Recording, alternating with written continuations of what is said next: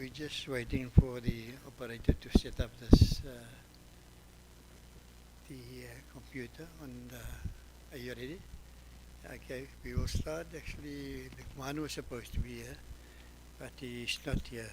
Anyway, Bismillahirrahmanirrahim. Alhamdulillah, Rabbil Alameen. Wassalatu wassalamu ala asrafil mursalin. Sayyidina wa nabiyana Mawlana Muhammad. Nabil Ummi wa ala alihi wa sahbihi wa barik wa sallam. Assalamu alaikum wa rahmatullahi wa barakatuh. Our program, as it is, we have our special guest, Mr. Ighsaan Higgins, who's an attorney and an activist and a creator, and so many, a long line that I don't want to read out. Our normal procedure is we have Qira'ah, just reciting of the Quran to start off with, and then we will proceed with the lecture. Okay? أعوذ بالله من الشيطان الرجيم بسم الله الرحمن الرحيم إنا أنزلناه في ليلة القدر وما أدراك ما ليلة القدر ليلة القدر خير من ألف شهر تنزل الملائكة والروح فيها بإذن ربهم من كل أمر سلام هي حتى مطلع الفجر صدق الله العظيم. Shukran. I will hand over to now to Ighsaan Higgins, the Doctrine of Discovery and our slave heritage in South Africa. Okay, shukran, Sheikh.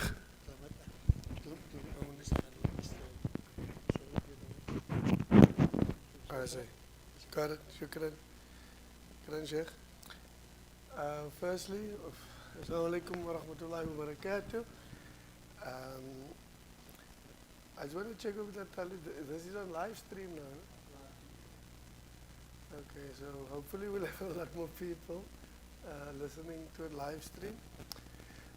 Normally I control the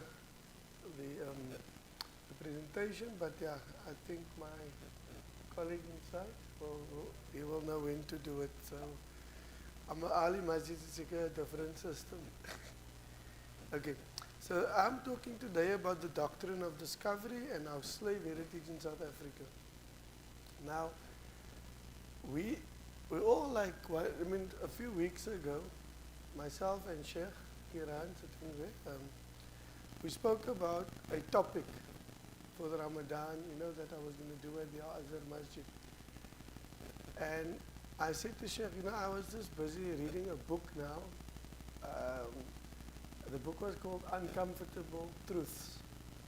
And in there they speak about this doctrine of discovery. And I was shocked by what I read because I didn't quite understand the historical context of our current state. Our state of slavery, our state of being underprivileged people in a certain geographic location. Until I started reading up on the doctrine of discovery, so I said to Sheikh, let me talk about the doctrine of discovery. Now this was a good few weeks ago, maybe about 6 weeks ago. Then we drafted the pamphlet and everything. And funny enough, 2 weeks ago, just 2 weeks ago, but 14 days ago, the Pope or the Vatican, they renounced the doctrine of discovery after 550 years. So it's just a fluke of history that we started talking about the doctrine of discovery. And now it's been renounced. But of course, it did a lot of damage. And now, let's look at the damage that it caused. Can you go to the next slide, Kanala? Okay. So let's look at religion, organized religion. Now Nabi Musa, I've got Moses there. Some would argue that in that particular time, and I'm speaking about the context of slavery now, that during that time period, slavery was kind of a normal thing, right? And if one look at those scriptures in the Old Testament, it almost seemed as if Nabi Musa was actually pro-slavery. But maybe he wasn't pro-slavery.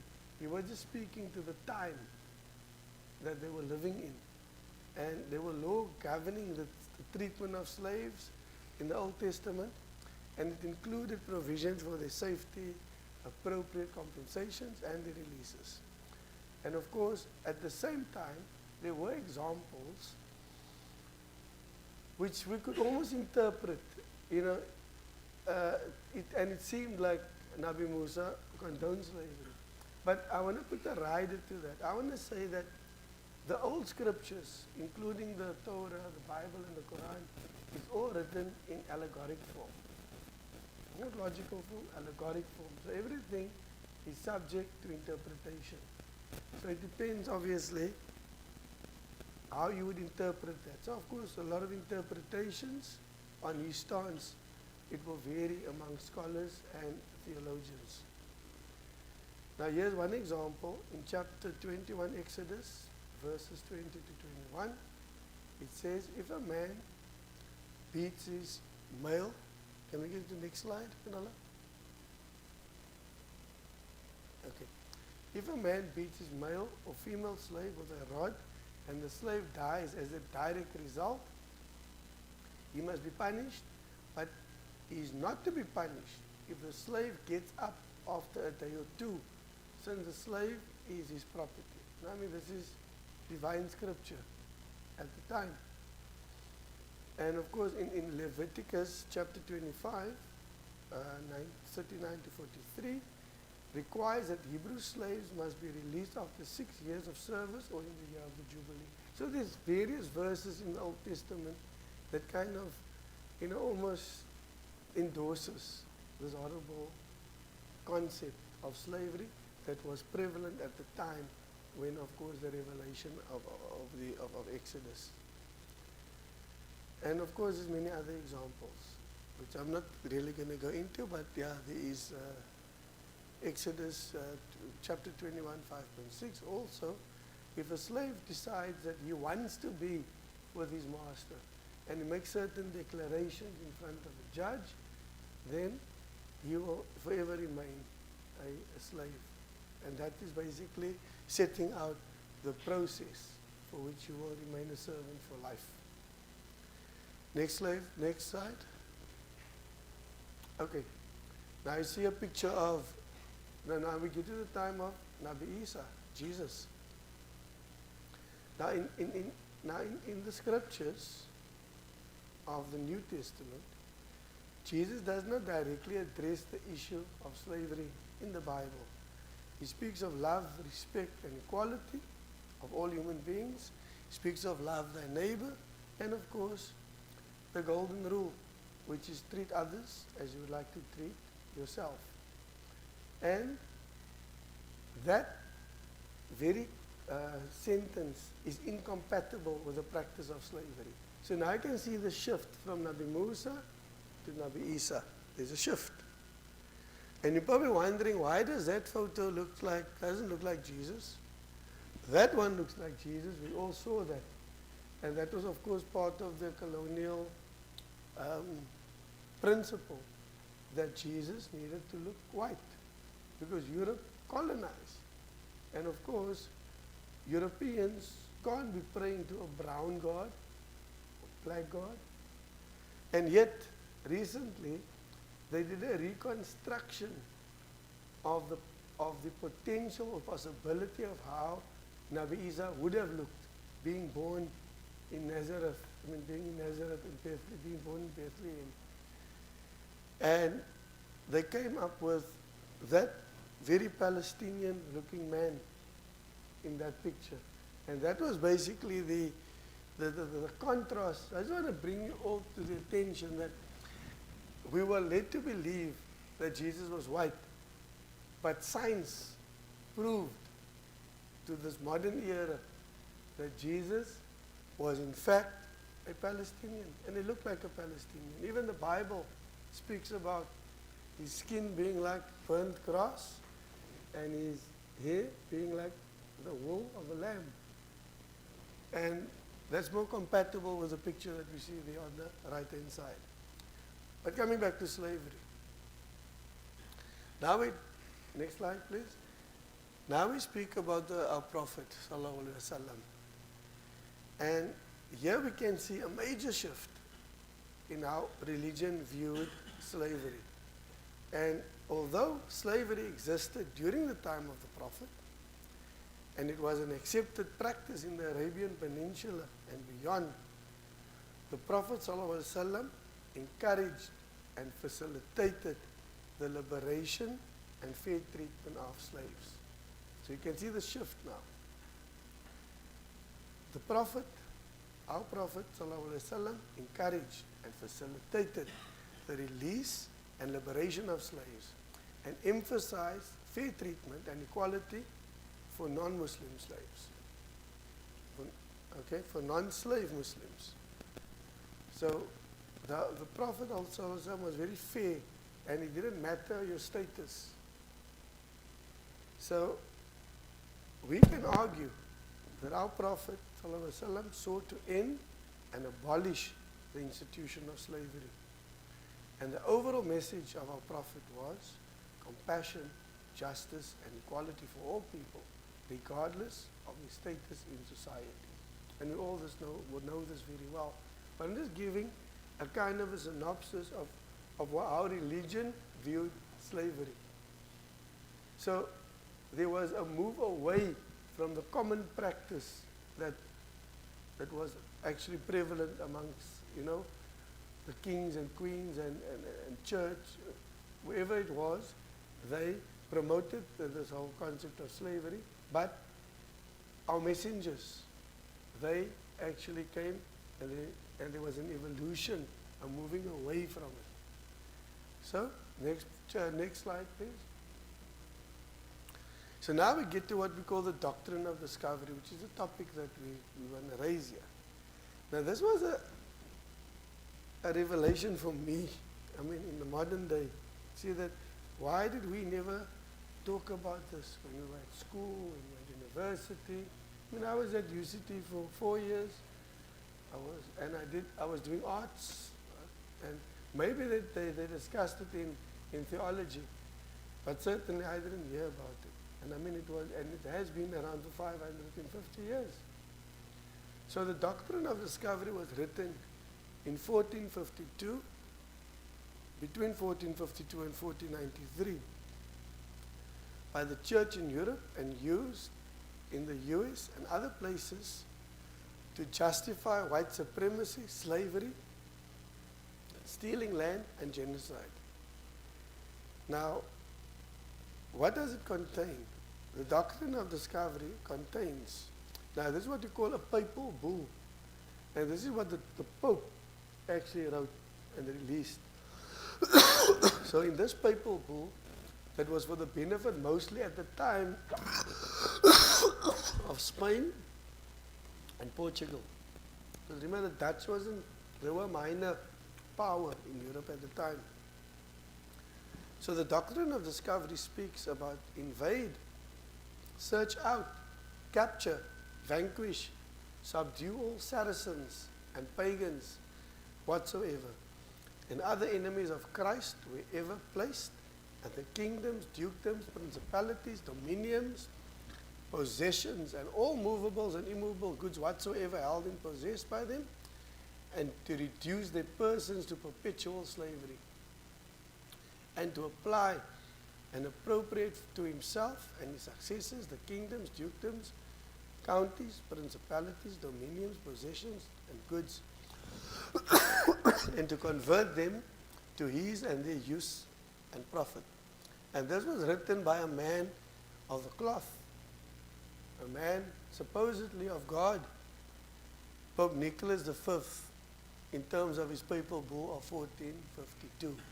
Now I've illustrated the viewpoint of organized religion. And now the church comes along and they want to entrench this position that slavery was okay through the doctrine of discovery. Now I use the word Saracen there. So just check what the word Saracen means. Next slide, please. It is used in the past by Christians for a Muslim who fought in the religious wars of the 11th, 12th, 13th, and 17th centuries against Christians. The Saracens wore light shirts and chainmail when they defeated the Crusaders. Now, Saracen actually meant, in the doctrine of discovery, it refers to Muslims. Saracens. We know Saracens to be a rugby club somewhere. Yeah. But the reality is that's where the name comes from. It's a noun which refers to Muslims. So now you know when we speak again about Saracens in future, that that's where the word comes from. Next slide, Kerala. Right. So now the doctrine of discovery is a legal principle developed by European countries in the 15th and 16th century. It gave them the right to claim ownership and control over lands they discovered in the Americas and Africa. Next slide. The doctrine of discovery was utilized to justify European colonization and enslavement of native peoples. And it also justified the forced transportation of millions of Africans to the Americas to work as slaves. Because now remember, they have now the authority of the church to do that. Because that time the church wasn't like it is now. The church was very, very powerful. And kings and queens derived their power from the churches. I mean, the churches were like exceptionally powerful during that period. So to get a justification by the church, it's almost like God told you it's okay. Because that's what the Vatican claimed at the time, that they are the representative of God on earth. So Catholicism was the only religion as far as they were concerned. And not even other branches of Christianity, like Protestants or Presbyterians, whatever it is. The reality was they were the representative of God, and therefore, if you were in occupation or in possession or ownership of a non-Christian land, then there's justification for complete conquest. Next slide. So the idea was that Africans were considered uncivilized and not entitled to the same rights as Europeans. This reasoning also provided the justification, as I said, for the transatlantic slave trade, and the European powers viewing themselves as civilizing Africa through taking Africans from their homeland and enslaving them. These actions led to the dehumanization and exploitation of African populations, with legacies that can still be seen today in the ongoing impacts of colonialism, racism, and economic exploitation. I want to give a quick example of economic exploitation that happens up till today.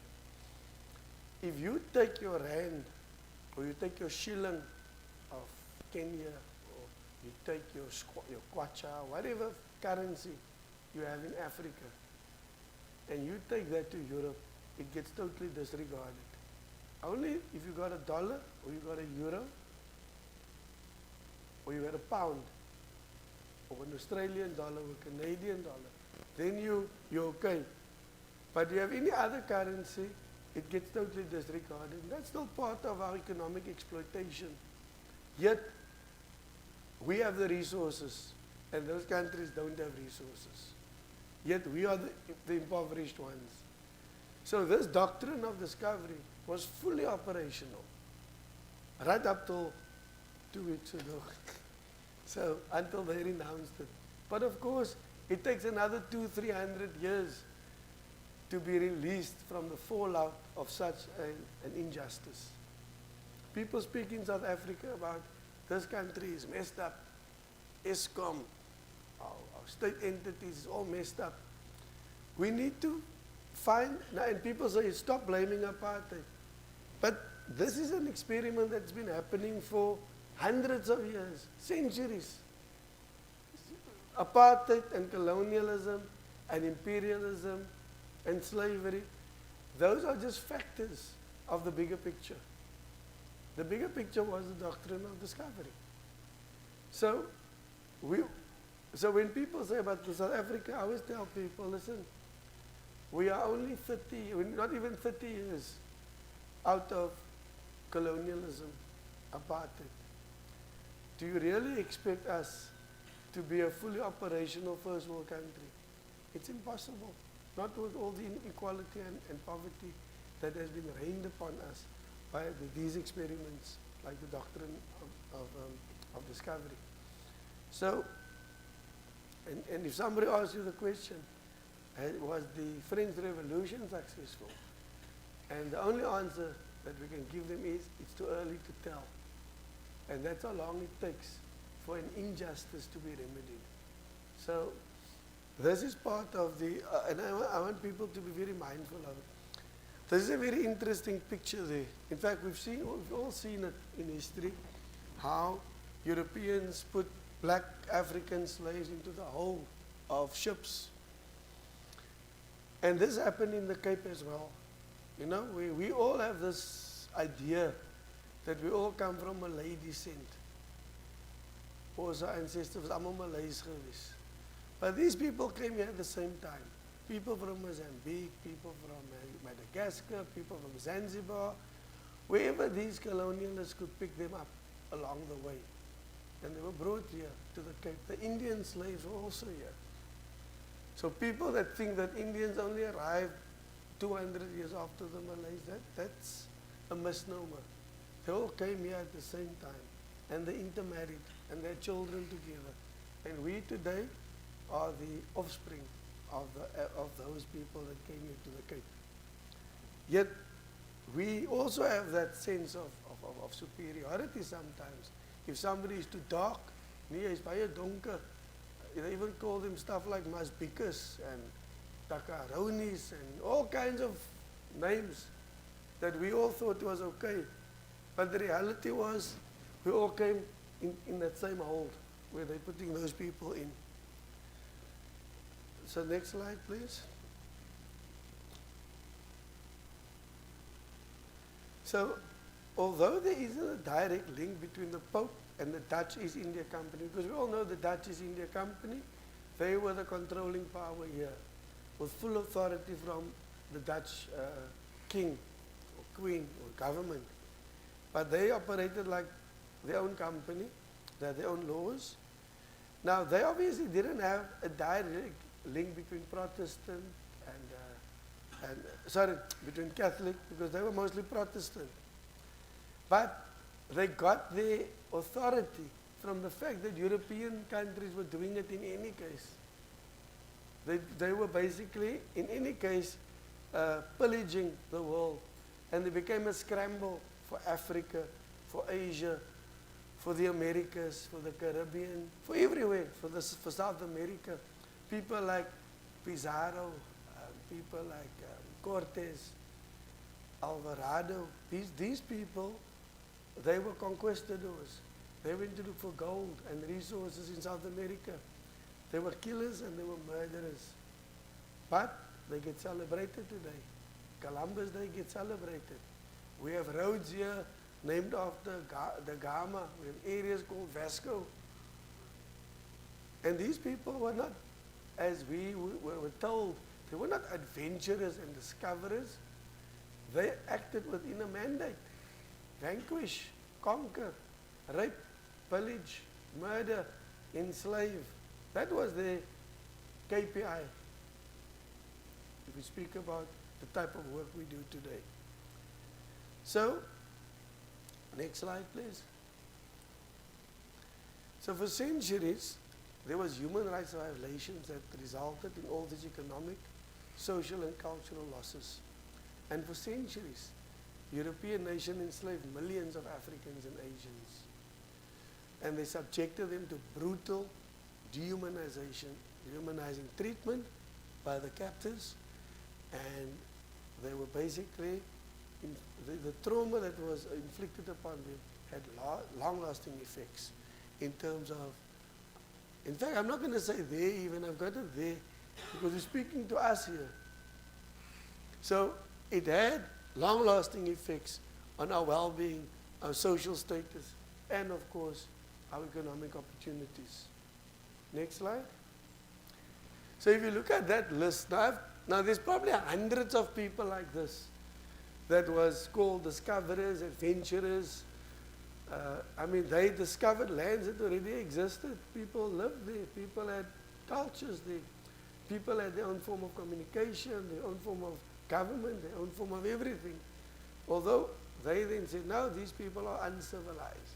So people like Christopher Columbus, who allegedly discovered the New World.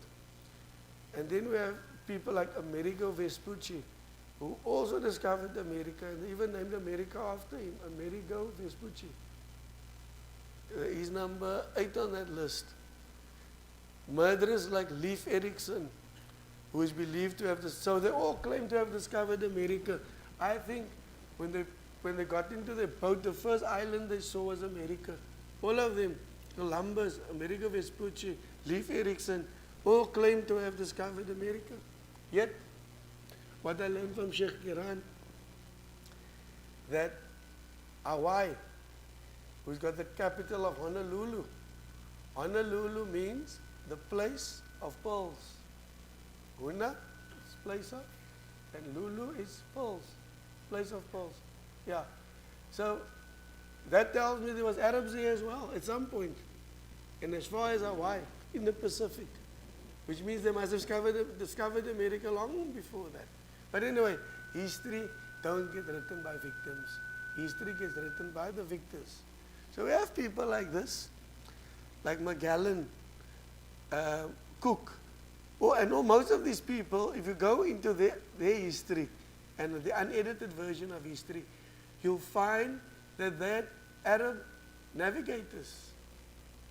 The people that navigated them were basically Muslims. But they took the credit because they wrote the history. And of course, in the 20th century, 21st century, we were taught that history, no issues. They took the credit. But my contention is they are a bunch of murderers, and they were acting in accordance with the KPI that the doctrine of discovery is giving them the license to do whatever they wanted to do. Now I'm going to grab one name. Next slide, please. Vasco da Gama. We all heard about this gentleman, Vasco da Gama. But let me tell you what Vasco da Gama did in 1502. There was a ship called the Mary, who carried Muslim pilgrims on their way from Calicut to Makkah. 400 passengers, including women and children. So what Vasco da Gama did, next slide. He came across the ship, he looted the ship, and he locked the passengers. The owner and an ambassador from Egypt was thrown overboard. The passengers had offered their wealth as ransom, but the Gama did not submit. He set the ship on fire, and all those on board burned to their death. And this incident was a brutal act of violence and has been widely criticized. But despite this, Vasco da Gama's role as a Portuguese explorer and navigator is still celebrated in many parts of the world, including this part of the world. And if you recall your primary school textbook, they spoke about da Gama as one hero, South African hero. They spoke about Diaz as a South African hero, and of course Van Riebeeck as a South African hero. But if you take the microscope and you start looking at these people, they were murderers. Imagine murdering 400 people on their way to Hajj, to go on Hajj, with all their possessions. So the reality is that we really need to start looking at these so-called heroes. So when we condemned all the young people a few years ago with the roads must fall protests. Do we know why we condemn them? Do we know why we said they are a bunch of young criminals? But we need to look at these people like Rhodes and De Gama and Diaz and Van Riebeeck, whose statues are all over, all around, and look at their conduct and see if they are actually really worth celebrating today. But that 400 Hujjaj, may Allah Ta'ala put them all in Jannah. But the one positive thing for me out of that was, I was very amazed that in 1502, people were already going on Hajj by ship, by some form of mass transport to go on Hajj. It wasn't just people of the Saudi Arabian Peninsula that traveled by caravan. It was people coming with a ship. And I mean, 1502 was like a long time ago. So alhamdulillah for that. But as I say, I trust that the Almighty will grant all those people a Jannatul Firdaus. Let me just get back onto my... And as I say, history don't teach us these things. I mean, we need to go find these things and we need to put it out there. That's why I'm very happy today that we have a live stream, and I'm hoping a lot of people are actually, taking this in. Next slide, please. Oh, by the way, for people that wonder, where is Calicut? It's not Calcutta. It is a city in Kerala, in South India on the Malabar coast. And a lot of people from the Cape, the Indians especially, came from that coast, the Malabar coast. In fact, the first slave that got here in 1658, Van Riebeeck's slave, was actually from Malabar. So it wasn't Malay slaves, they came from India. Next one. So come the Dutch East India Company, okay? So they were the entity that introduced slavery to the Cape. And they initially relied on a small number of enslaved people from Madagascar and the East Indies. But after the 1680s, the supply of slaves was increased through raids on the East African coast and the purchase of slaves from slave traders in Mozambique and Madagascar. And of course, there were certain ships that shipwrecked here with slaves on. I mean, that was maybe destined for Brazil or the Americas even. And they shipwrecked here. In fact, there was a shipwreck here in Camps Bay. And half of the slaves drowned, but the other 250, they were incorporated into the community of Cape Town. So they came from all over. Next one. So the Dutch East India Company, they used the slaves or the enslaved people. In fact, we need to also get away from the word we were slaves. We need to utilize the term enslaved, because nobody willingly becomes a slave. And we weren't brought from another destination that we were slaves. Our ancestors were slaves. They were enslaved here. So we need to get the terminology right. Because all the years we just, no, they were slave origin. And it puts a negative connotation on that particular person without any blame to anybody. But when you say I was enslaved, you immediately say somebody did it to me. We need to blame somebody. But the reality was that it was easy to use the word just slave. Because he's probably a slave in another place and he came here. But a lot of free people were enslaved. So we need to adopt that word, enslaved. So coming back to, so these enslaved people used to work on farms, in households, and in businesses throughout the Cape Colony. And over time, the enslaved population in Cape Town grew in size and diversity, including people from East and West Africa, Madagascar, India, and Southeast Asia.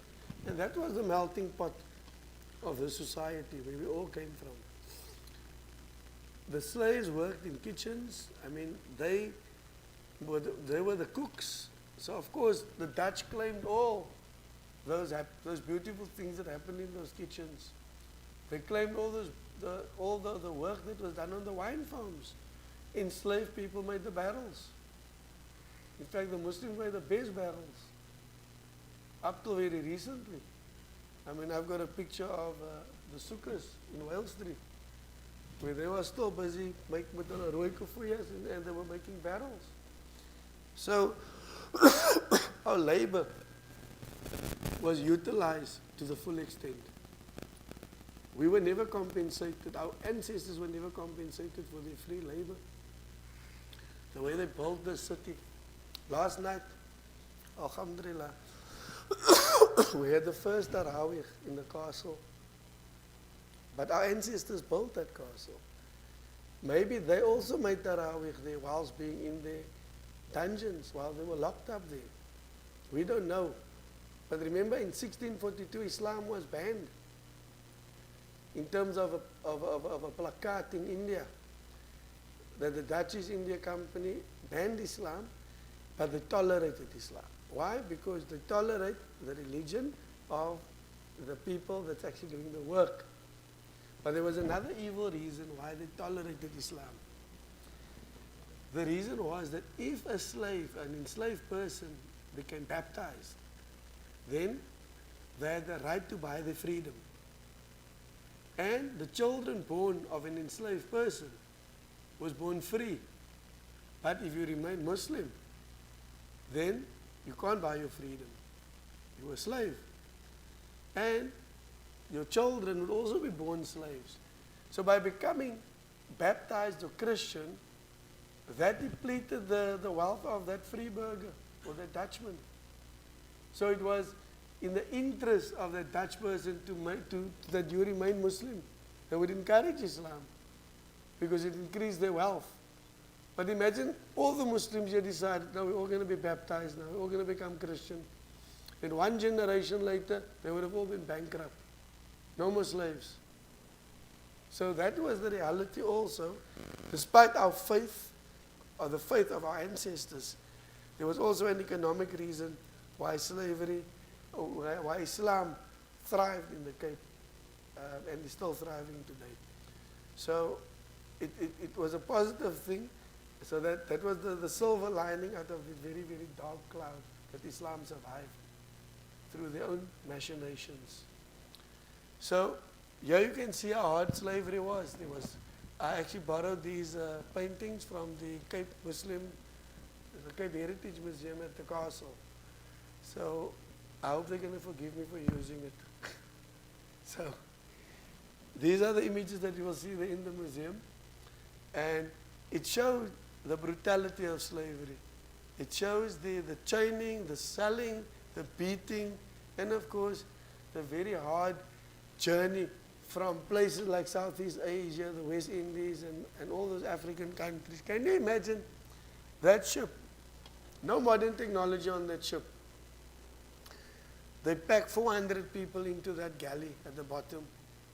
400 people, knowing actuarially that only maybe half of them will survive the journey. So the minute you get sick, or whatever it was, you just get thrown overboard. Simple. That's how they dealt with that. So actuarially, they'll take 400 people and bring them here.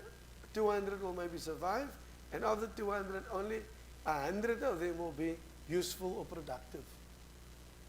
Imam Shamil, actuarial Vic. Imam Shamil is an actuary, so he will concur that was the business model that they had. Next slide, please. So when, of course, slavery was abolished in the Cape Colony in 1834, following the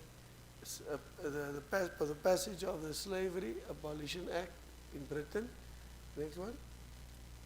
And of course, there was lots of people, abolitionists, especially a gentleman called William Wilberforce, was a member of Parliament, who campaigned, next slide, who campaigned very hard for slavery to be abolished. And of course, there was a lot of pressure. But of course, knowing Britain and Europe, they somehow managed to, so they abolished slavery, banned slavery, and of course, the Arabs also followed the same, because they were also heavy slave traders. And that was followed with this now being illegal, slavery to be illegal. In fact, I still struggle today to figure out how powerful Britain must have been, because Britain could also tell other nation states that slavery is no longer allowed. If you look at a place like Zanzibar, Zanzibar also, that was the hub of slavery, and it was run by Oman, the people of Oman. And even they had to abandon slavery. So you can imagine how powerful Britain was at the time. Because I even went to a cave in Zanzibar where they showed us where the Omani Arabs used to hide the slaves if there was a British ship that came into port. So obviously slavery took a bit longer to disappear. But what the Brits did, simple. They simply replaced the term indentured laborer with forced slave. So indentured laborer that they took off mostly from India to work on the sugarcane plantations and elsewhere, they simply changed the name, and that same word indentured laborer is nothing more than a slave by another name. So that is what happened. So they always have a way to duck the system, but still operating under the guise of the doctrine of discovery. Next slide, please. So, we as South Africans, how do we heal from this legacy of slavery?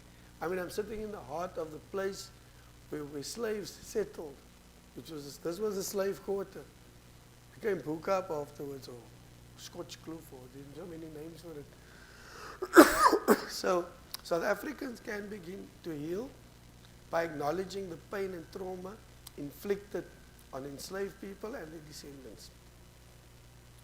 This includes recognizing the continued impact of slavery on modern-day South Africa, such as economic and social inequality. Now, my question to us is, why are we so silent about slavery? You have the first people, the Khoisan, the San people, saying, this is our land, it was stolen. You have the Aboriginal people in Australia saying, this is our land, it was stolen. You have the Canadian people saying, or the original people, the indigenous people saying, this is our land, it was stolen. We want reparations and we want compensation. But yet we, as descendants of enslaved people, we are so quiet about this thing. Yet the labor was stolen of our ancestors. It affected us deeply up till today. Yet not a peep from our people about where does compensation sit? Where does reparation sit for the state that we find ourselves in today? For the injustice that was inflicted upon our ancestors? For the theft of the intellectual property, whether it was building, whether it was clothing manufacturing, whether it was recipes, that was intellectual property that was stolen from our people. The cook sister, that vlegsel that we see in Woolies sometimes, that became the cook sister. But who made that cook sisters? And who improved it? And who used the spices that they knew about? What about the herbs, the indigenous herbs? The Khoisan people had, but who married the Khoisan people? Those very enslaved people married the Khoisan woman. There was no Malay woman here. There was no white woman here. The Khoisan women were here. And that banava that we all drink, still up till today, it wasn't the water that was made a dua upon. It was the herbs that was in that water. And where do you think the herbs came from? It came from that Khoisan lady that understood herbs. So if a husband had a fever, dan gaan al sy alsblare, and they put it into that water. And the learned person of Islam made a dua on it. He made dhikr on it. And then the people thought, it's not die dhikr, but vir die ou nou weer gesond maak. It was a little bit more than that. There was herbs in there as well. So the point is, there's a lot of our history that we still need to examine. Where does these things come from? But the reality of it is, we, as the Cape Muslims, our heritage is very much Khoisan. Our heritage is very much San. Our heritage is very much enslaved people. And we need to embrace it. And we need to start looking at people that carried out the doctrine of discovery with new eyes. Say, hey, it wasn't just apartheid. It wasn't just colonialism. It wasn't just imperialism. It was a doctrine of discovery that subjected us to the type of life that we have today, and that violated the dignity of our forefathers and our ancestors. Now, how can we address this? Next slide, please. Now, we can address this by education and public awareness campaigns, pretty much like this. And I understand it's Poasa, agter Doorl, mense 'n bietjie gaan slaap tot Asr. And as a result, they don't attend much of these workshops or lectures. But I'm hopeful that that this thing is recorded and people will be able to see it on YouTube at some point. But what we do need as Cape Muslims is healing through reparations. And what does that actually mean? It means providing financial compensation, land rights and resources to disadvantaged communities that can help address the institutional and systemic effects of slavery. Because we don't think of it. Ons is most happy was it was we got our house, we got our car, and was it lekker. But we don't look at the bigger picture. And the thing is, that is what we need to start unlearning those bad behaviors and relearning the reason why we are in the state that we are in today. So, next slide please. We're promoting cultural diversity and celebrating South African history. Through doing that, we can foster a sense of unity and pride in our nation's rich heritage. And this includes recognizing the diversity of ethnicity, culture and heritage among South Africans, as well as promoting social and cultural programs that encourage tolerance, cross-cultural exchanges and reconciliation. Maybe some of our language need to change in the way we address other people. When we speak about Nasaras and we speak about the Joara and like in very angry tones, maybe we need to learn to live with people. Maybe we need to make them understand we are a bit better, like we're doing now. I had a talk to a group of Jewish people in the week, and I spoke to them about Islam in South Africa, and I spoke to them about the museum at the castle. And they embraced it so wholeheartedly that these are things they didn't know. They didn't know us. They see us at the waterfront. They see us when we protest against Israel. They see us when there's negative things on TV. But because remember, the media will never promote our positive things. So we need to go out and we need to market our positive things. We need to go out there and say, this is who we are. We are Muslims, but this is what Islam teaches us. As opposed to just assuming that they will take the effort to learn about us.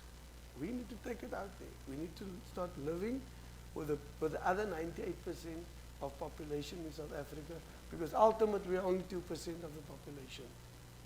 So it's up to us to get our marketing machine in order, to get to that whole issue of cross-cultural exchanges and reconciliation. So let's quickly talk about compensation. Now, a lot of people, when they think of compensation, they just think of money. Hoeveel geld gaan jy my gee? I can't be paid for the suffering that our ancestors endured. Somebody can't say to me, Ighsaan, ek gaan vir jou gee, jy kan maar R1,000 kry. It's going to mean nothing. We need something more than money, right? So what do we want? Because if you take 2 million people and they give us even 2 billion, we're each going to get R1,000. Doesn't make sense, does it? So the reality is maybe we must look beyond money. And we need to, in our quest to get to justice and to restore the dignity, equality and opportunities there's certain things we need to do, but it's going to take work of a lot of activists. Because I have accepted many years ago that most of our people in our community will never become activists. They're happy just to coast along, live day to day, and not worry about tomorrow really, or the future. They live for today. And probably there's nothing wrong with that. It depends on your level of education and what your parents taught you. So most people will probably don't have that quest for leadership and for justice unless an injustice happens to them. So we need to remedy that situation. Now, how is it that the Jews of the Holocaust, how is it that they got compensation from Germany and Italy and places that participated in the horrors of World War II? Even so, people like that were awarded reparations. But we, as Muslims, who's had this for all these years, we don't worry about reparations. We're just happy the way we are. So what we will do now, must I pause a little bit for you? Okay. So what we're doing now is, I need the next slide.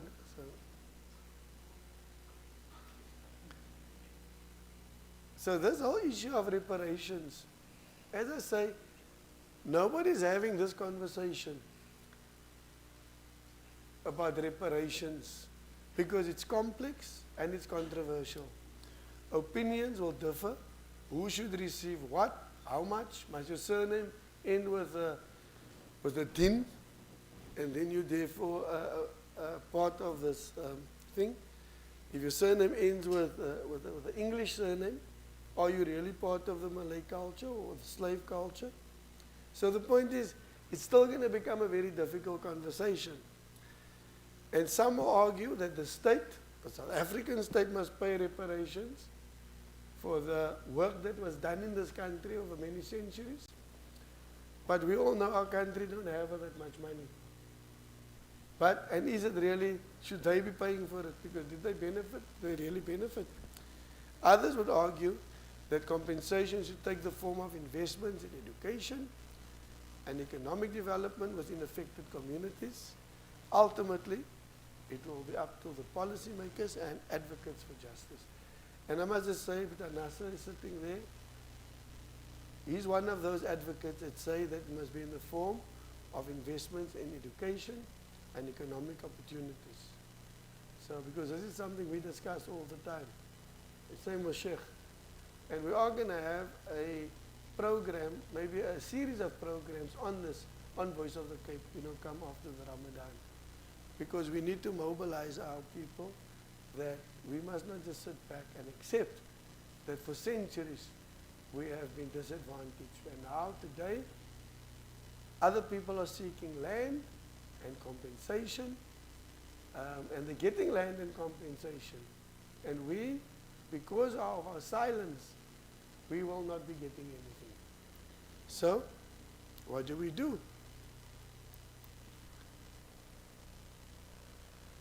Firstly, what we've got at the moment, and I'm thinking like a lawyer now, because that's what I do during the day. There's an acknowledgement. European countries participated in the exploitation of African resources and enslaved people. And that acknowledgement comes in the form of the renunciation that happened 2 weeks ago by the Vatican. The impact and exploitation led to disparities in economic power and standard of living between European countries and many African countries, and the ongoing effects of historical injustices and systematic inequalities. So what do we do now? Where do we go from here? Quo vadis is, the next slide, Kerala. Quo vadis means which way? Where do we go now? Next slide. You see, if I was now an imam, that would have been in Arabic, the quo vadis, because I'm a lawyer, it is in Latin. So, what we want is a sincere apology, and of course, here's our dream of reparations. Next slide, Kanala. Firstly, we should lobby these European states to provide free education and job training to indigenous people and slave descendants as a first. Next one. We need to create a fund to provide support to local businesses, art, and cultural initiatives. And that's quite easy to do. I mean, as part of our strategy going forward. Number 3, next one, is to provide financial compensation for the land and resources taken from local people. And I'm thinking immediately of places like Oudekraal, where there's a kramat, and of course our people were living there at some point. Now it's owned by the Vians, or whoever they sold it to recently.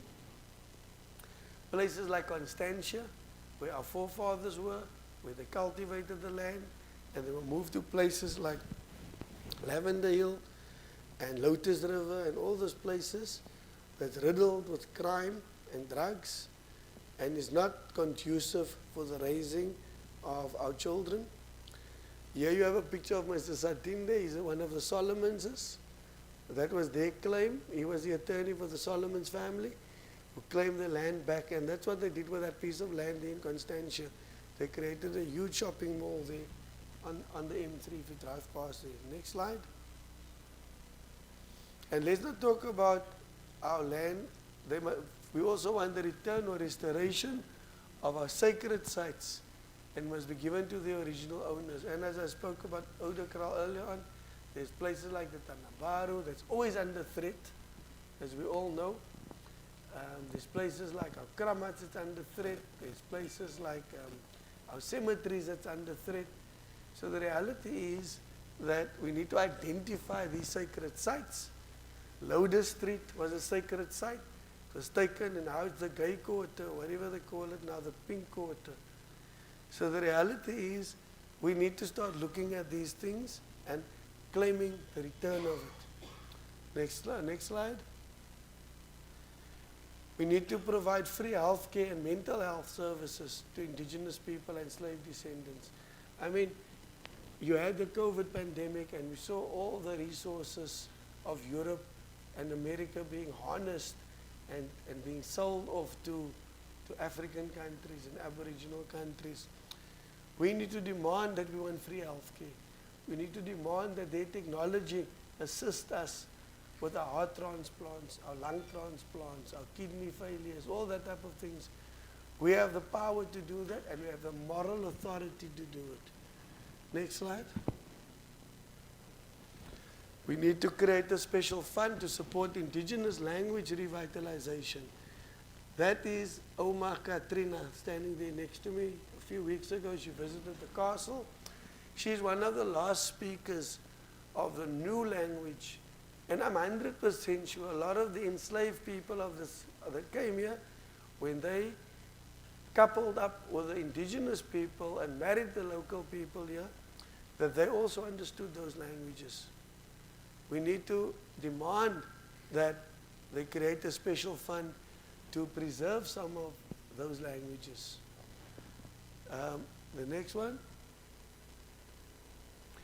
We need access to clean water, renewable energy sources, and sanitation services. We've all had crises like these in the last few years. We had a shortage of water, we are having a shortage of electricity, and of course basic services. I mean, we couldn't swim in some of our beaches recently. People got ill when they swam in the beaches because of the high level of Escherichia coli, and of course sewage, raw sewage running into our rivers and in our water resources. So we should demand some of the technology that Europe has to assist us to overcome these challenges in this country. Next one. We need to create a fund to support traditional land management practices. In other words, giving us land so we can grow our own food. As Muslims, we don't do that. We are not producers anymore. We are consumers. We go to Woolies, we go to ShopRite, we buy our stuff. Nobody's cultivating anymore. We depend on non-Muslim sources to cultivate our cattle and our sheep, our chickens, so that we can certify it halal at some other point. But why not produce it? We need to demand land so that we can do these things. We can have our own cattle. We can have our own abattoirs. I mean, the contamination that happens between pork and meat that's allowed for us to eat, that's rife today. We don't even know how these things are shipped. I mean, there was a recent video of the food that comes out of Brazil and how it gets treated before it gets to us. We don't know what chicken we're buying. We don't know what cattle we're buying. We don't know. So, Surah Al-Baqarah, Sheikh, I'm going to refer to you, speaks about tayyiban. The question is all food sources tayyiban? Can we say that if we allow other people that's not Muslim, that has no clue about halal, can we trust them with our food sources? So we need to demand a fund to support traditional land management practices, whether it is in the form of vegetables or whether it is in the form of cattle or meat.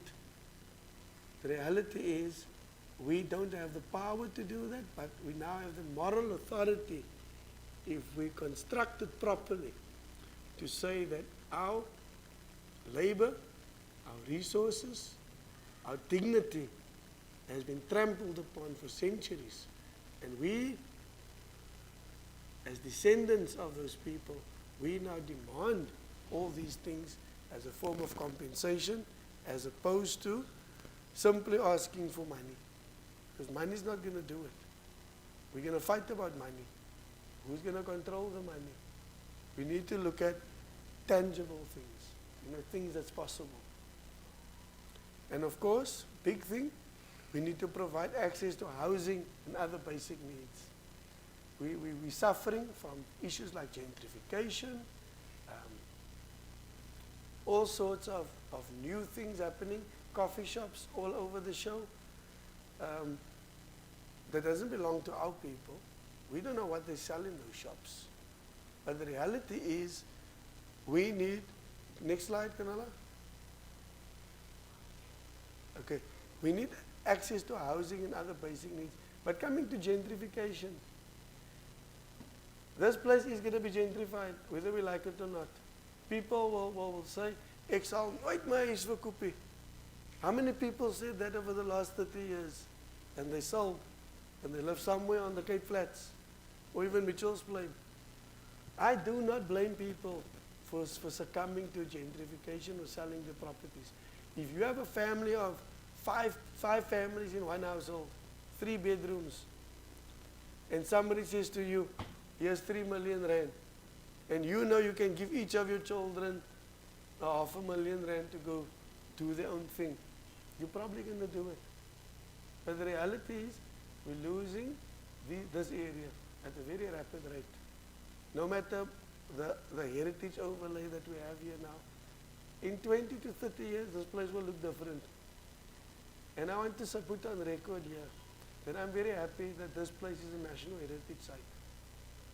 Because in 50 years from now, when this place is completely foreign and European and American and white, then the custodians of this place, I mean, it was Dhuhr now, and we only had, 10 people here. 10 people. We've got a lecture like this happening with 10 people. But the reality is, in 50 years from now, that 10 people probably would have been 1 person, or even less. And then what will happen? These places will become coffee shops. Let's make big dua that doesn't happen. But I'm being realistic here. So when it's a national heritage site, nobody can come in here and declare it to be a coffee shop, because it must maintain the character and the purpose of what is intended for. So it will always remain a masjid. And I would say alhamdulillah for that. Because it's easy, if you have all these neighbors that's now not Muslim, to say, "Can't we have a coffee shop in there?" Because in Europe, what's happening, those cathedrals that was full about a century ago, 50 years ago, it's all concert halls now. People don't come to church anymore. And now it's become coffee shops and church halls, and concert venues. By having our Masjid declared national heritage sites, it will maintain the character of the Masjid, number one, and for the purpose that it was supposed to be used for centuries to come. So that's why, that's the first thing I asked the officials here, is this a national heritage site? Because my fear is gentrification. My fear is that we will end up like 4th Street. All the people around there are non-Muslims. And the reality is that they're probably eyeing 4th Street Mosque already to repurpose it. But if it's a national heritage site, they can't do that. So, anyway, coming to the housing, ek gaan altyd so 'n bietjie af van die topic, but because it comes to housing, gentrification is a big problem. So they need to provide us access to housing. You always see on YouTube people coming up with different concepts of houses, and in Europe, they must give us some of the technology that we can put our people in houses, and it must be free housing. And that's something we can negotiate as part of the reparations for subjecting our forefathers to slavery and enslaving them. The reason why I'm standing there with a policeman and two gentlemen there, one contractor and one member from I was sitting, that time I was on the board of the National Housing, Social Housing Council, and that was in a place called Katlehong, where we couldn't drive with your own car. You needed a Casper to go around the places and the police escort. But what I saw there was amazing. While I was at the National Social Housing, we built something like 150,000 houses there in that whole Gauteng region. And of course, we were managing that process. But what I saw there was a group called, it was a Christian group from Europe and from America, Habitat for Humanity. And they were also building a similar quantity of houses there. And it was just volunteers. So they were giving people free housing through the volunteer program, this church volunteer program. Now I'm saying, if that group could build that many houses through a volunteer program, we could actually demand at least 1 million or 2 million houses from the governments, if the NGOs can do that. So it's not an impossible task. So that's why I got that picture there. That was in Katlehong on the East Rand. Right, so now, next slide please. And the other thing is we need to establish a new Truth and Reconciliation Commission to properly address the wrongs of the past. Because maybe 30 years later now, we understand the wrongs of the past a bit better. At the time when they had that first TRC, I don't think we really understood where we're at. Now we understand it a bit better 30 years later. Now, unfortunately, Tutu is now gone. 2 years ago, he was the chairman of the Truth and Reconciliation Commission. One of our sisters, Rani Akka, could have spoken to him because she's quite close to him, or she was close to him. She served on his board. But the reality is, what we need is a real Truth and Reconciliation Commission. And we need to put on trial big business. We need to put on trial multinational businesses. We need to put on trial multinational governments as part of the Truth and Reconciliation Commission. Because we only had criminals of the apartheid era that we put on the stand at that last TRC. Most of them asked for forgiveness, and they asked for to be set free, and all that type of things, and that happened with a lot of them. None of them really served jail time. The mood in the country at the time was, let's forgive and forget, let's hug each other, let's kiss each other. But the reality is, if we knew the suffering that was to come 30 years later, Would we have been so kind? Would we have been so forgiving? I'm not saying let's become belligerent. I'm saying let's become rational. Let's become reasonable. When we sit around that negotiating table, I'm not just going to hug somebody. I want to hug you because you have something good to say. You have something to say to me that is going to repair the harm done to our community. It's like saying, my shoes is there in that rack there. It's nice shoes. So somebody steals my shoes. I see him stealing my shoes. He walks out. I go home with my socks. Tomorrow I come to Masjid again, I see him again, and he says to me, Yo, Ighsaan, it was nogal your shoes, man. I'm sorry, man. Maaf, na? And he hugs me, and I hug him back, but I'm not asking for my shoes. Does that make sense? So we need to ask for our shoes back. Kanala. No? Next slide. So do you see these practical examples that we can utilize to ask for reparations, to make demands, based on the fact that Europe has now said sorry. Now we say, okay, you said sorry, now where's my shoes?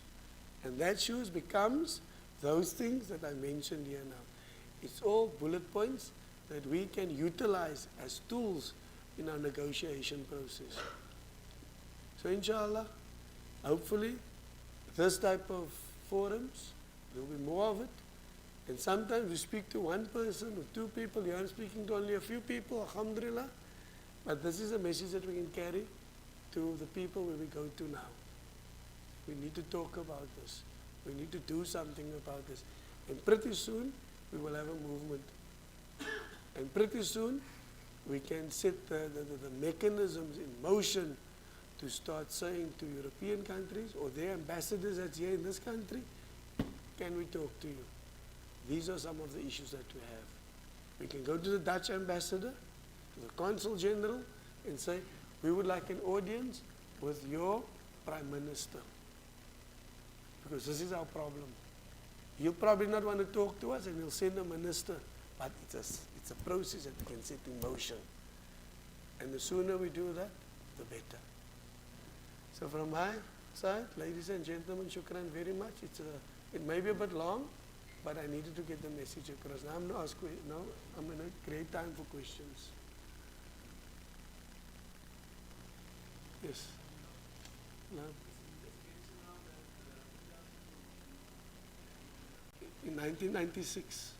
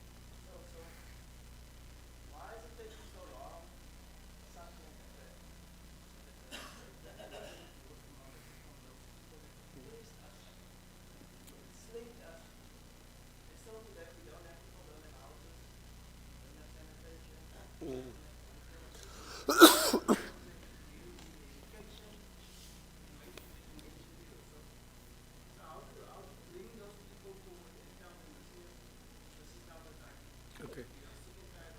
No, but I mean, you're hitting the hammer on the nail, but the first thing I want to say is that our silence as the Cape Muslims is deafening. We are silent. So if somebody is silent, then whoever committed the wrong will think it's okay now, as things are silenced. I'll give an example. When we had this debacle with this 900,000 rand that was mismanaged by the Muslim Judicial Council, for instance, when that happened, I was concerned that this is now, doesn't matter who is involved, it will taint the entire Muslim community. For people that fund the Muslim community, that has given money for COVID relief, whatever it is, for education. But so the reality was, when I spoke to one of those gentlemen that was fingered, I got him at the function, at the Turkish function, just before Jummah. And I said to him, Maulana, sort it out, man. And I told him how to sort it out. I said, have a forensic audit, internal audit, then an external audit, and then you do a forensic audit.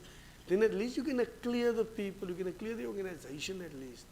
And if anybody is involved in it, then at least we can get rid of those people. And his words to me was, yeah, but nobody has spoken about it again. It just went quiet. Net so. So that's what I'm saying. When we are silent, then we think everything is okay, but it's not okay. You still have nagging questions in your head. But for 30 years we've been silent about this TRC issues. So it's time to start making a noise. Like what? This might be a very civilized process here, but it's actually making a noise. Tanasa, shukran.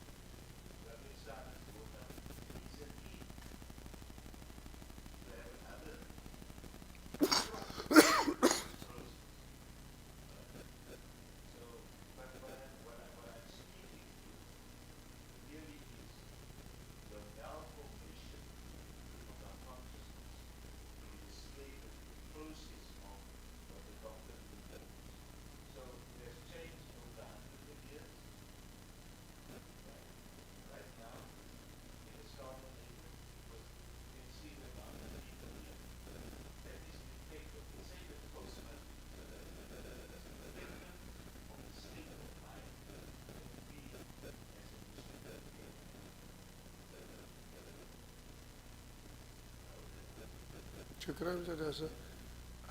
Anyone else?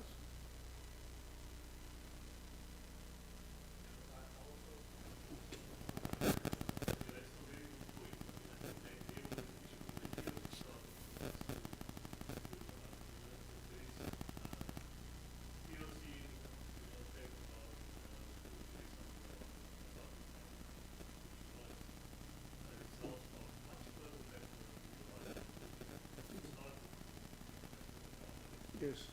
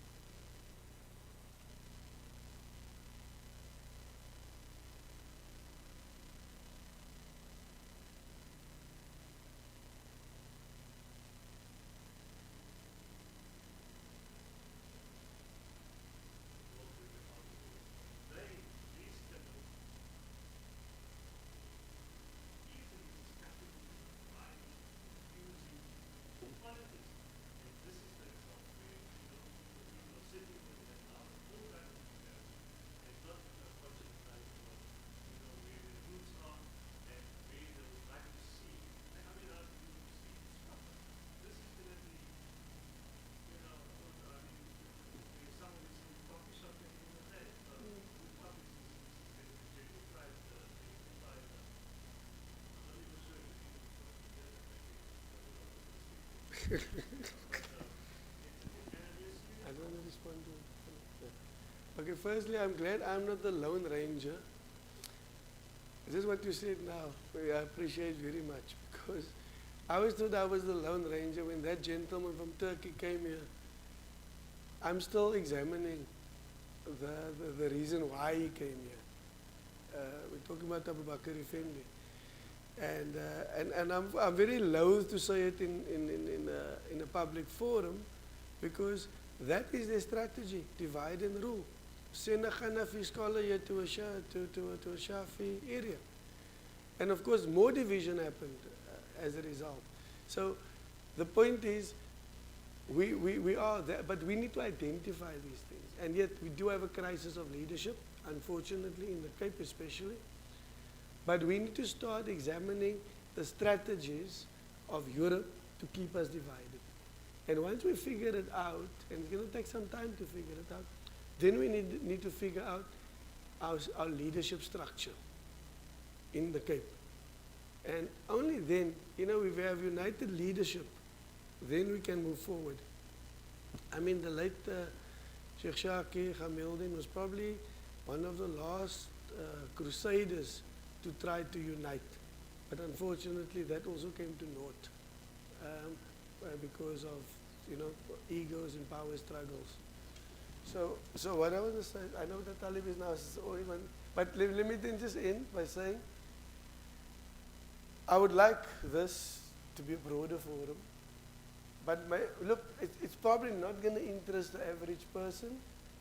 It must be probably a thinking person. So if you do, especially the massages of Buka, if they decide they want to have another session, ek sal praat tot ek blou in my gesig is. I don't mind. But if we have maybe a bigger forum, and we can have maybe the actual masjid's representatives of Buka, and we can maybe present to all of them, maybe in a bigger venue even, then I think we're all helping the cause. And the cause is that we're in the pursuit of justice on behalf of our fallen ancestors. We must never allow their memory to be erased. They came here under extreme conditions and extreme hardship. And today we have it a little bit easier. We wear nice suits and we drive nice cars. But that's not the be-all and the end-all. We need to seek justice, inshallah.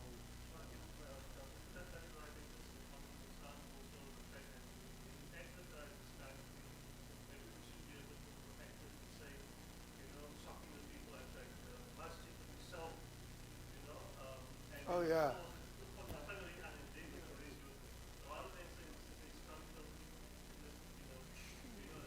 Yeah, reactive, they're reactive. Yeah, I'm crazy. Okay. I'm sorry, Mahmoud Talib. Shukran, Mr. Higgins, what a presentation. I think it's rather now than later. We should have had this years ago, this doctorate discovery. And I think it will have opened the people's mind and they would definitely have said something about this, or do something about it. But anyway, I'll ask Imam Ighsaan, sorry, Dr. Samuel President, to sum up and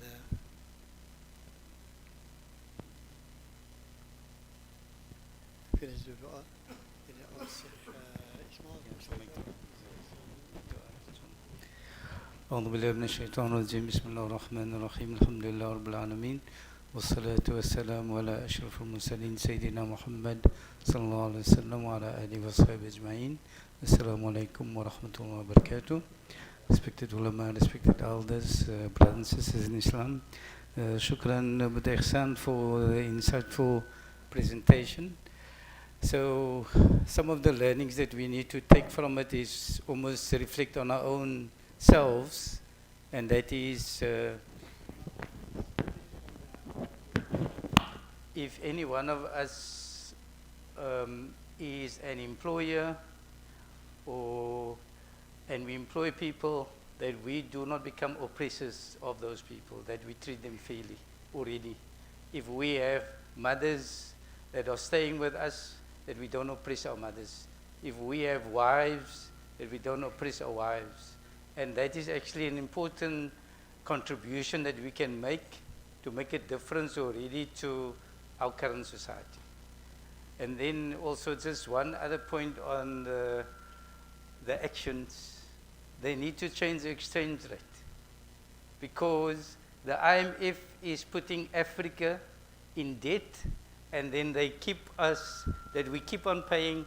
For those elders will remember, the dollar used to be 1 rand for $1 in 1961. It's now 20 rand. The pound used to be £2 was 1 rand, or 2 rand was 1 pound. It is now also double digit. And that is when they give us money, they shouldn't be giving us only two pound, they must give us actually 20 pound. The same rand that we getting, because they're taking our resources and then they're giving us the exchange rate for it. So I think that is another actually important point to add to our list, is that not only the land they must give us and the education they must give us, they must change how we exchange goods and services, inshallah, and then that will actually make a big difference to the plight of our people, inshallah. We ask Sheikh to make closing dua, inshallah. Shukran. And we hope from the Masjid will book up, have a lekla barang next week, inshallah. May Allah give us peace and tranquility, and for those that have to take the tablets, please do so before we eat, inshallah. Shukran.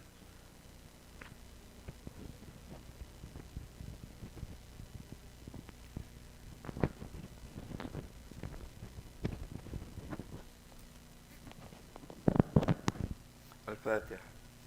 بسم الله الرحمن الرحيم. الحمد لله رب العالمين، والصلاة والسلام على أشرف المرسلين سيدنا ونبينا ومولانا محمد وعلى آله وصحبه أجمعين. اللهم اجعل جمعنا هذا الجمع مرحوما، وتفرقنا من بعد فرق مقسوما. وفقنا للخيرات واهدنا إلى صراط مستقيم، وفقنا لما فيه سعادة الدار برحمتك يا أرحم الراحمين. ربنا لا تزغ قلوبنا بعد إذ هديتنا وهب لنا من لدنك رحمة إنك أنت الوهاب. ربنا تقبل منا إنك أنت السميع العليم، وتب علينا يا مولانا إنك أنت التواب الرحيم. ربنا آتنا في الدنيا حسنة وفي الآخرة حسنة وقنا عذاب النار، وأدخلنا الجنة مع الأبرار يا عزيز يا غفار يا كريم يا جواد يا رب العالمين. وقد قال عز وجل: من كان يؤمن بالله واليوم الآخر ومن يتق الله يجعل له مخرجا ويرزقه من حيث لا يحتسب. صدق الله العظيم. سبحان ربك رب العزة عما يصفون، وسلام على المرسلين، والحمد لله رب العالمين.